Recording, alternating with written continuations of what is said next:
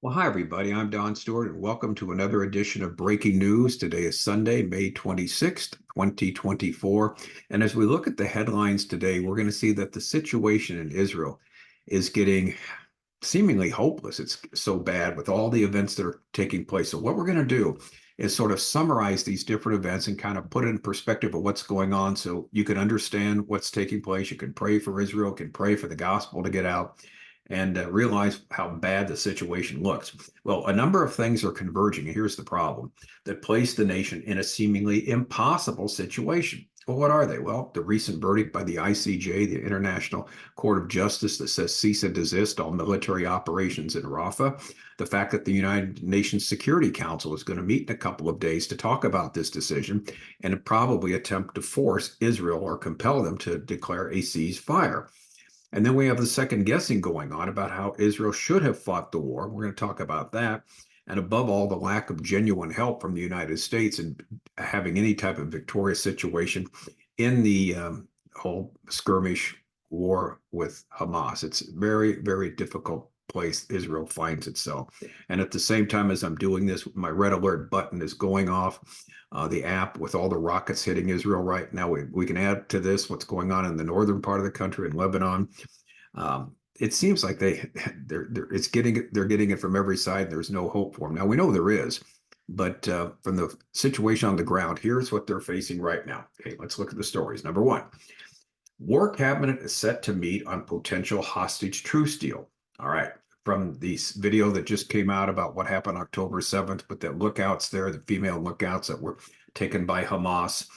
This has caused Israel to, rethink their negotiation stance, plus everything else going on. We see now a senior Israeli official says the war cabinet is expected to meet this evening to discuss a hostage release deal as diplomatic efforts towards a Gaza truce have resumed.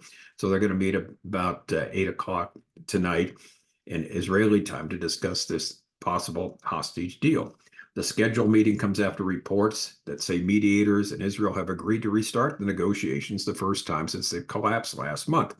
Now, with what's taken place recently, there's overwhelming pressure for Israel to accept some sort of deal, whatever that might be. But it will certainly not be in the best long-term interest of the nation, since they will be negotiating from weakness, and everyone knows that. So that's the first story. They're going to try and get some type of hostage deal. The pressure is immense for that to happen, but it's going to be a negotiation from weakness, which brings us to the second headline. Muslim activists lead abandoned Biden movement in 9 swing states to thwart the president's reelection. It's from Breitbart. A national Muslim activist group called Abandon Biden is organizing operations in 9 swing states to prevent Joe Biden from winning re-election in November as punishment for his handling of the Israel and Hamas war, according to a report. Minneapolis-based newspaper The Star Tribune reported Sunday some of the group's efforts to keep Biden from a second term, even if it results in a Trump presidency. Abdel Salam, age 48, is among a group of Muslim activists, including several Minnesotans, who are organizing in 9 swing states in opposition to Biden's reelection. The group leaders said they want to politically punish the president for what they describe as enabling mass civilian casualties in Gaza. And so they're prioritizing keeping Biden from a second term, and they want it to be over the policies he's shown towards Israel and this Hamas-Israel battle that's taking place, war. Basically, they want to substantially make the pro-Palestinian stance the mainstream view of the Democratic Party. In other words, anybody that doesn't take a pro-Palestinian stance needs to leave the Democratic Party, because they want to make it very far left, very pro-Palestinian, pro-Hamas, and they're doing all they can to do this. Now, again, this is not lost on the Biden administration at all. This is the problem. As the story ends, our math says, this is from this group, there's really no pathway for Biden to win. No pathway because of what we're doing. All right. It follows a recent New York Times Siena College poll showing that Trump has made groundbreaking inroads with Muslim and Arab Americans in swing states, winning 57% of the votes to Biden's 25%. And so the Democrats certainly know this. They know what's going on. They know how this is causing them to fall behind and possibly lose the election, even with all the cheating that they'll do. So they must do something to get these people back and win the election. So here's the question. Would they throw Israel under the bus to win in November? And the answer is, of course they would. Will they? Well, they already have to a large degree. And so we will see, because they realize with the perception there, and perception is reality, that Biden is supposedly on the side of Israel. On the Israeli side, they know he's not. That this is going to cost him re-election. And again, above all, the first job of a politician when they get to Washington is get re-elected. And the administration wants 4 more years. And so you've got that going on now. And so what will they do? We'll wait and see. But it hasn't been good to this part. But now, even a more worrisome story comes from Israel itself. This is from Ynet, one of the Israeli websites. Ynet is a leftist website, as most of them are. And here's the question. This was mind-boggling. I read this today. Is continuing to fight in Rafah worth it? And the opinion is no, it's not. Within days, the UN Security Council will convene to discuss the International Criminal Court's decision on Rafah, actually the International Court of Justice. Without a U.S. veto, which is likely but not certain, the diplomatic disaster will be dire. Some countries may impose sanctions on Israel without a Security Council decision. The military incursion into Rafah must be stopped. This is the writer's opinion, an Israeli writer. Not because of the International Court of Justice ordered it, but because the cost outweighs the benefits, the writer says. We can debate for days the judge's motives, their integrity, their judicial rigor, but it won't save Israel. The Rafah story starts in Israel's war cabinet, not in the hallowed halls of the ICJ. There are 2 reasonable times for an attack on Rafah. We've talked about this before. One at the start of the ground operation, which was supposedly the way they were going to begin the war, which they did not. And the second before or simultaneously with the attack on Han Yunis. That didn't happen. The proposals were on the table. They remain on the table. In the meantime, the displaced population has been allowed to gather near the border in the same area Israel sought to attack. It made sense to push Hamas away from the Egyptian border to destroy the tunnels between Gaza and Sinai. Blocking the smuggling routes, at least some, would have made it difficult for Hamas to receive supplies. However, Prime Minister Netanyahu, and here's the punchline, his insistence on turning Rafah into a victory shot instead of focusing on the strategic route there is the problem. According to the military, this is folly. Rafah is not Berlin, it's not Masada, it's not the Alamo. Dismantling the 4 remaining battalions there will finish the job, but it certainly won't eliminate Hamas's capability to launch rockets at Israel, kill soldiers, and continue to hold hostages. Following American and ICJ pressure, the Israeli government, here is the problem, of course, was forced to promise that the operation in Rafah would be limited. This is a promise that's easy to say, but hard to keep. Sending 3 brigades to Rafah created a dynamic that is difficult to maintain. The troops do not storm Rafah, but move house to house to protect each other. And then the bottom line is, no one in the political echelon dares say what these retired generals are openly saying. It's time to stop, time to reach a hostage deal to calm the North and start rebuilding the country. Fear of public backlash silences the political leaders. It's a show of weakness for those who pretend to be Netanyahu's heirs. He's talking about Benny Gantz, among others, who want to be prime minister. Now, so the idea is that it's impossible to win in Rafah because your hands are tied behind your back. It's a limited war you're fighting.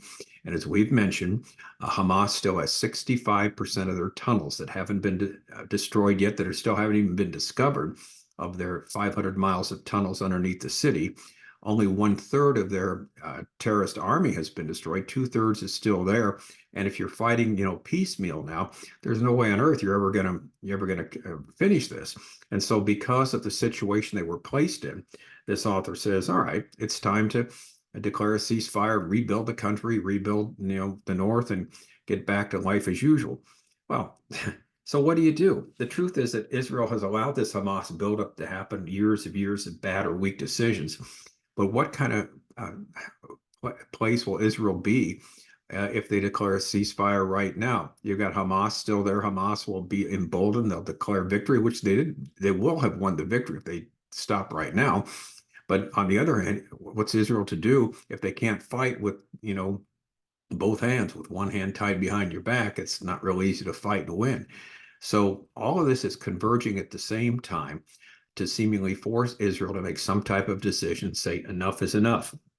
And so I was surprised to see this editorial, but there's more and more people that are hinting something like this. And then from the same website, Ynet, it's a story from a opinion piece from a dietitian. A couple of dates and half a pita. Hostages are being starved. Their health may be irreversibly damaged. And the point is, and something that's rather obvious, if you've had 8 months of captivity, and we find out from the hostages who've already been freed that they get very little, if any, food every day as the war progresses. So their health is diminishing, and it goes on and on about prolonged starvation can lead to a loss of minerals, cause fatal cardiac energy. 3 weeks of starvation, over 3 weeks, can cause death. Here's the bottom line. We need them back. We want them back now to begin their rehabilitation as soon as possible. So this article comes right below the one where they need to declare a ceasefire. We need the hostages back now. They've been there 8 months. There's not much left of them. We gotta save them. Well, the idea is a story that must be brought back immediately, no matter what the cost. But what will be the cost? Well, the cost will be a Hamas victory, as we said, emboldenment just to do all the more. And Hamas is in no hurry whatsoever to declare any type of ceasefire. And they're going to make demands that are totally unreasonable. But Israel's put itself in a place of weakness, so they may have to knuckle under to some of these demands. This is the place they have found themselves in right now. So let's just sum this up and try and simplify it again. Israel's at the proverbial crossroads. The verdict of the International Court of Justice, the coming UN Security Council meeting, which will likely force them to declare a ceasefire.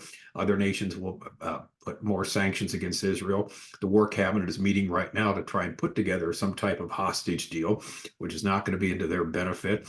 And the viewpoint by this one author that the fighting in Rafah now, with one hand tied behind their back, is not worth it anymore.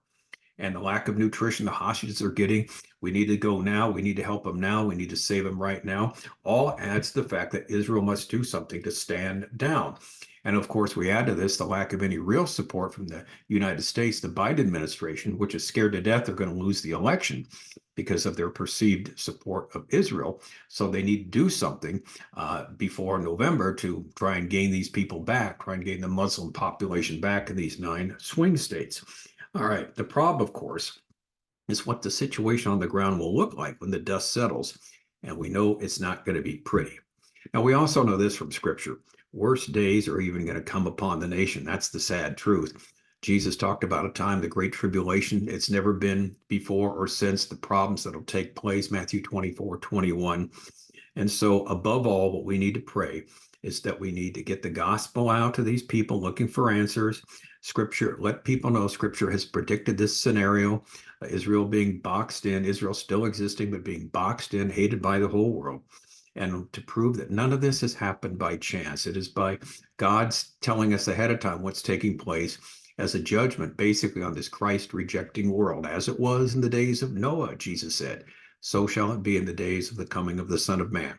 And we want to, again, remind you and encourage you. We have written extensively about this on our website, Educating Our World. 65 books are there, 12 on Bible prophecy, including the book 25 Signs. We're near the end that explain the signs of the end, which the Bible claims we're going to see. And what have we found? Of the 25 signs, there's over 100 specific things that are predicted. And as we document, 70 of them have already been fulfilled, and another 30 are in the process of being fulfilled. Now, add to this in another book called 50 Biblical Predictions Made and Fulfilled, God's Work in History.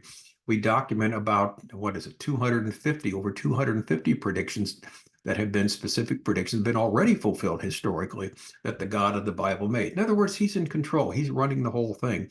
And we need to understand this, to be confident in these days, because we don't want the two D's to get into your life, meaning both disillusionment and discouragement. We don't need that.